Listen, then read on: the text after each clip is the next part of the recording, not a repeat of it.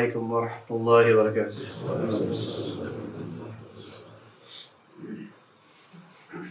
Alhamdulillah, Allah Azza wa Jal has left us with the Urwat al-Wuthqa, meaning that Allah Azza wa Jal has left us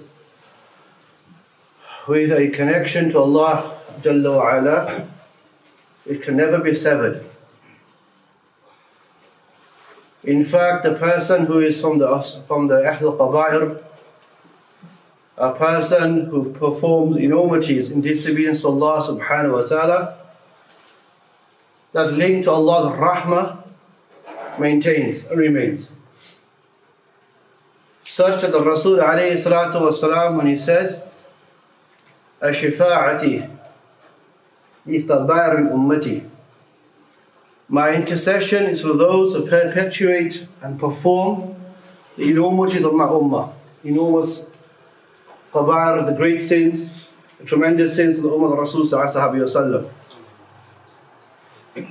So what we have, ya ikhwan, we have in the Rasul alayhi salatu wasalam a means to Allah's rahmah, the bab, the miftahu bab rahmatillah, the key to the door of Allah subhanahu wa ta'ala's mercy. Such Allah subhanahu wa ta'ala mentions, إِذَا ظَلَمُوا أَنفُسَهُمْ جَاءُوكَ فَاسْتَغْفِرُوا اللَّهَ اسْتَغْفِرَ لَكُمْ الرَّسُولُ لَوَجَدَ اللَّهَ تَوَّابًا رَحِيمًا.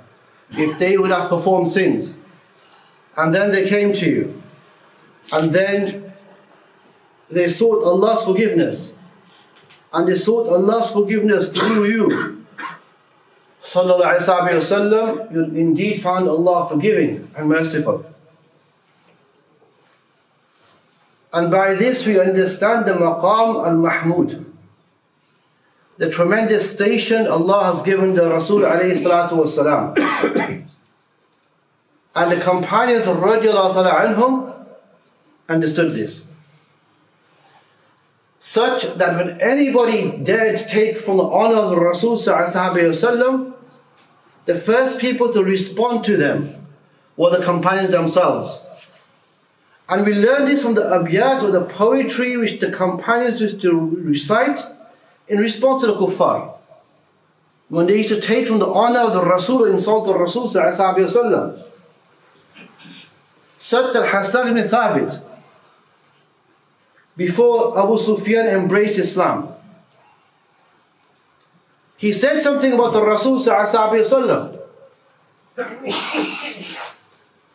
and hamiyya or anger or zeal took the companions, and they responded to Abu Sufyan before he became Muslim. And he said, "Sa'ala ablaghu Aba Sufyan anni مغلغلة فقد برح الخفاء بأن سيوفنا تركتك عبدا وعبد الدار سادته الإماء حجوت محمدا فأجبت عنه وعند الله في ذلك جزاء." What did he say? He said in response to Abu Sufyan, he says, "Is somebody going to reach this news to Abu Sufyan? Take this news to him." And then he said, "Have you forgotten something that we know about you which you don't even know about yourself?" And then he continues. He says, بَأَنَّ سُيُوفُنَا تَرَكَتْكَ عَبْدًا. Our swords, our predecessors, our people that fought your family and your qabila generations ago, we left you as a slave. We left you as a slave. And he mentioned his tribe, Abdul Dar. If you go back 4 generations, you will find that there is a link that they have, that the mother of that qabila is a bondwoman, a slave woman. So he went back 4 generations to defend the Rasul sallallahu alaihi wasallam. And then he said, "Hajawta Muhammadan fa'ajabtu anhu." You dare to attack the Rasul, Sayyidina Muhammad sallallahu alaihi wasallam, fa'ajabtu anhu. I have responded to him. And he says, what did he say after this? وَإِنَّ اللَّهِ فِي ذَلِكَ جَزَاءٌ. And with this, I'm going to get reward from Allah subhanahu wa ta'ala.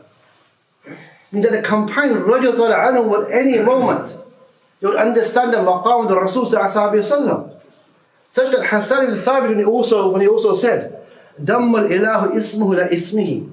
He said, Allah has connected his name to the Rasul's name. No? إِذَا قَالَ فِي الْخَمْسِ مُؤَذِّنُ أَشْهِدُ. When the mu'adhin says 5 times a day, he says, أَشْهِدُ. I bear testimony. I bear testimony to what? To Allah subhanahu wa ta'ala. أَشْهَدُ أَن لَا إِلَهَ إِلَّا اللَّهُ وَأَشْهَدُ أَنَّ مُحَمَّدًا رَسُولُ اللَّهِ. And the Rasul sallallahu the Prophet of Allah subhanahu wa ta'ala. وَشَقَّ لَهُ إِسْمِهِ إِسْمِهِ إِذَا الْمَحْمُودُ هَذَا مُحَمَّدُ. When he says Allah has extracted his name, the Prophet's name, from Allah's own name. Allah is Mahmud and Hada Muhammad. So Allah has given a maqam to Rasul alayhi salatu was salam. And we need to understand what his maqam is. And we live in a time now when we say that the people of the past, the Salaf al-Salih, the first 3 generations and the Sahaba, radiallahu ta'ala anhum, did not meet together to remember the Rasul sallallahu alayhi wa sallam. And this is actually untrue. In the hadith narrated from Nasa'i and others, the companions gathered together and the Rasul entered into the masjid. Imam Nasa'i relates this, the sound hadith. The Rasul entered into the masjid.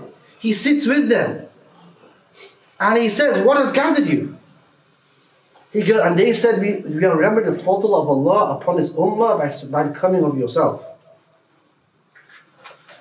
As the companion said, لَوْلَاكَ مَا صَلَّيْنَا وَمَا اِحْتَدَيْنَا. If it wasn't for you, we would not have prayed, we would not have been guided to Allah subhanahu wa ta'ala. So we live in a time now where people think to gather together to remember the Rasul alayhi salatu wasalam has become an innovation. When in fact the ulama have not said this. The ulama have said something completely opposite to this. In fact, Shaykh Abdul Salih al-Munajjah, he has a text in which he gathers together what the aimmat or the scholars and the imams of our ummah have said.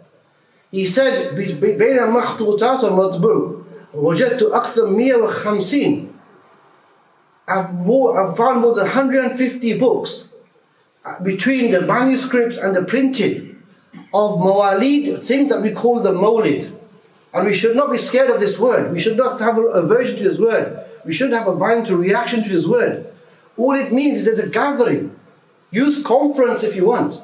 Use majlis if you want. Use majma' if you want. Use seerah dars if you want. The musammiyat, the words are irrelevant. The haqaiq, the reality of what takes place in these gatherings is what is important. And somebody may say to you, and to make it sound like a dars, inshallah ta'ala, because people don't sit for lessons, we're forced now to say these things in the khutbah, when in reality we should say these in the lessons. The ulama have come to an agreement, and I narrate to you, I read to you what the words of the scholars have said. These are not my own words. These are not the words of what any person has said except the aimmat al-jaharith ulama, the great scholars, great tremendous imams of his deen. This is what they say. They say, when people say to you, the first 3 generations didn't do it. The people before didn't do it. The Sahaba didn't do it, they say to you. When I've said to you, the Sahaba didn't actually do it. So what do you respond to this? I say the word to you of what the Imams have said verbatim, quoting them exactly so you know what they have said. And I'll tell you from the most strictest of the ulama of this school, from the Hanabila, the scholars of the Hanbali madhab, when they said, Shaykh al-Maqdisi al-Hanbali fi sharh al-Qabir فترك النبي صلى الله عليه وسلم عليه والصلاة والسلام لا يدل على الكراهة. قال الإمام بحوثي في الحنبلي في الكشف القناعة ترك النبي صلى الله عليه وسلم لا يدل على الكراهة.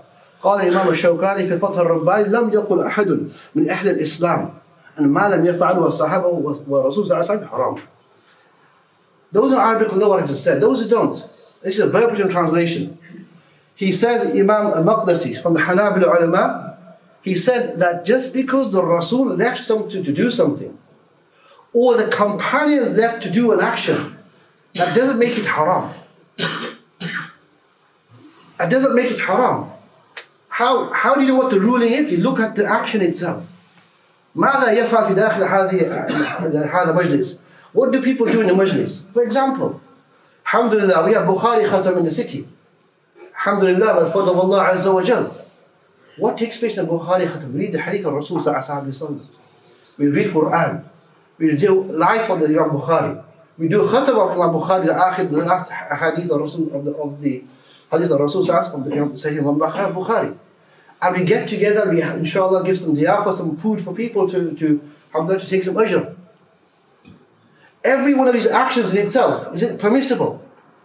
Gathering to read the Rasul is permissible, is rewarding. Reading inshallah the praise of the Rasul is permissible. Read Quran is rewarding. To feed people for Allah's sake is rewarding. To come together in the house of Allah, make dua together is rewarding. Those two all things come together, the whole action becomes rewarding. And this is how we understand actions which have not been done by the Sahaba, not been done by Rasul alayhi salatu wasalam. You may say, somebody may say, that why are we mentioning this? Because everything that started in our deen, which has a connection to the asl, the origin of our deen, is mahmud and ma'jur alayh, is praiseworthy and is rewarded. So we have, alhamdulillah, people go for 3 days in Allah's way. Alhamdulillah, ajr for them in this. People go, alhamdulillah, they print things which haven't been printed before. There's ajr with this. Sayyidina Umar radiallahu ta'ala anhu came with the idea of compiling the Quran in a book that we have today. There's ajr in this. All of this we find that every action that's done in which has a basis of the deen is ajr in this. There were no madaris in time of Rasul sallallahu alaihi wasallam. There's no diyar al-ulum. There's no ma'had, there was no institutes. But what did the people do afterwards? They established these. So the deen of Allah subhanahu wa ta'ala can be taught. So the religion of Allah subhanahu wa ta'ala can continue. So the teaching of Allah subhanahu wa ta'ala can continue. And by this, what happens? We keep our deen. صالح لكل مكان ولكل زمان. By this, what occurs? We keep our faith totally refreshed and suitable for every time and every place. And this is what the companions understood. And this is why the scholars that we just quoted to you have mentioned this. And we are soon going to come across a festivity of the kuffar, a festivity which I've spoken many a time before, so you don't need to repeat it. And that is a festivity of when the demonic symbols and images start to arise. And you have to understand that our deen, our faith, our Islam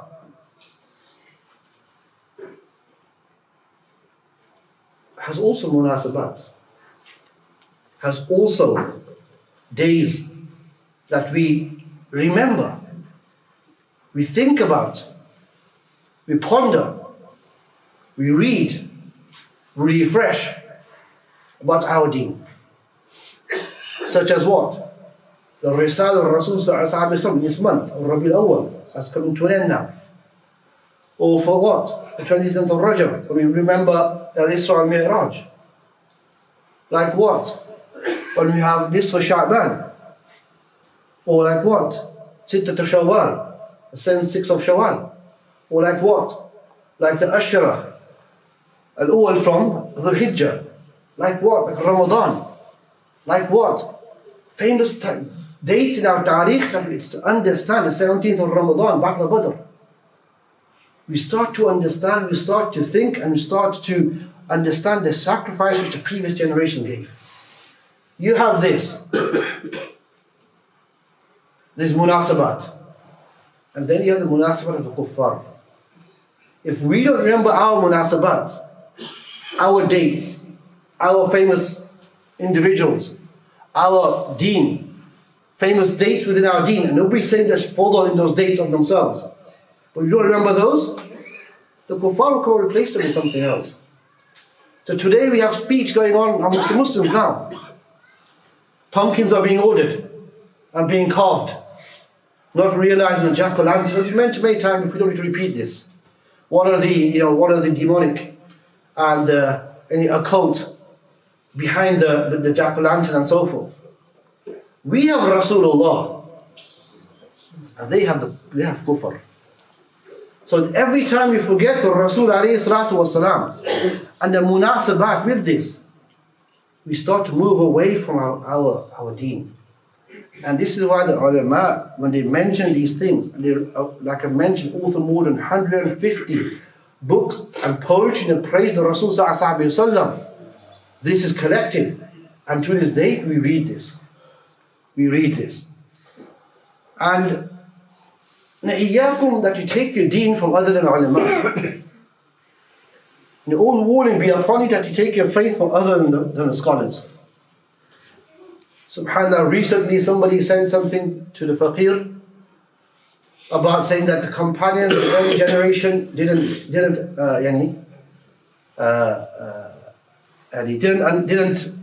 mark this particular month. And the response is what I've mentioned to you before, what the ulama have mentioned. And the response of it is what? The companions wouldn't be able to sleep until they saw the face of the Rasul sallallahu alaihi wasallam. The companions were such that some of them drank the urine of the Rasul sallallahu alaihi wasallam. The companions were such that they used to be saying, Ummi wa Abi ya Rasulullah, my mother and my father, O Rasulullah. And the Rasul used to give a condition for Iman. The Rasul used to give a condition for Iman. When he used to say, La yu'minu ahadakum hatta akuna ahabbu ilayhi min walidihi wa waladihi wa nasi ajma'in. None of you truly believes until what? I am more beloved to him than his father, than his children, than any other person from mankind. Do we have that understanding of the companions? If you do, then don't come to the majalis. Don't come. But alhamdulillah, hasil al-mahsul, you've already achieved what is trying to be achieved. You have achieved what is trying to be achieved, don't come. If you are not at that level, where you sacrifice your father, your child, and all other mankind for the sake of Rasul sallallahu alaihi wasallam, then we need to work on this together. And the faqir is in much need as everybody else. And we are in much need as everybody else to come together and remember this with the Rasul sallallahu alaihi wasallam. If a person doesn't want to come, khair inshallah. It's not farad. Nobody said it's farad. What is wajib is to increase the mahabbah of the Rasul sallallahu alaihi wasallam. If you can't do this alone, come together, jama'ah. Yadullahi fawqa jama'ah. The hand of Allah is with the group. The same thing when we come together for any type of ibadah we do together, it's stronger together. Salah done together is stronger. Ibadah done together is stronger. Quran that we study together or we do tajweed together is stronger than doing it by ourselves. So inshallah, what we should do is we should come together. And for this reason, like we just mentioned, inshallah we have a gathering in which we'll come together. Read some poetry in the praise of the Rasul. Why? Because the companions read poetry in the praise of the Rasul. We'll come together. We'll learn something about the seerah of the Rasul sallallahu alaihi wasallam. Unless we think we know the seerah. You know, the ulama, like Imam Qastalani, the commentator of Sahih Bukhari, Mawahib laduniyya. Mawahib laduniyya. What does that mean? The gifts, the divine gifts of Allah subhanahu wa ta'ala upon His ummah in the life of the Rasul sallallahu alaihi wasallam. We'll come together, we'll learn about the Rasul alayhi salatu wasalam. The general dates everybody knows. The date of the birth, date of how the Rasul passed to the next realm, the battle of Badr, Hijrah, all of these things we don't know. We learn about the Rasul, alhamdulillah. But there's details to this. There's examples within this. There's fiqh of sunnah, there's fiqh of seerah, there's fiqh of the understanding of the seerah of Rasul within this. And that's what we'll learn, inshallah. Inshallah ta'ala. So Allah Azza wa Jal enabled us to understand that ulama, Imam Hafiz al-Hijr, Imam Qastalani, Abu Shama, the Shaykh of Imam Nawawi, Imam Nawawi, Ibn Kathir, Imam Jazari, and also Imam Suyuti. And the list will carry on and on and on. These are scholars who have written more than 150. We have compiled of the names of those people who used to gather and remember the Rasul, especially in this month, but every month and every Thursday evening. And this is why if you go to the Muslim lands, whether you go to Misr, whether you go to Maghrib, whether you go to Jazair, or whether you go to Sham, whether you go to Urdun, whether you go to Istanbul,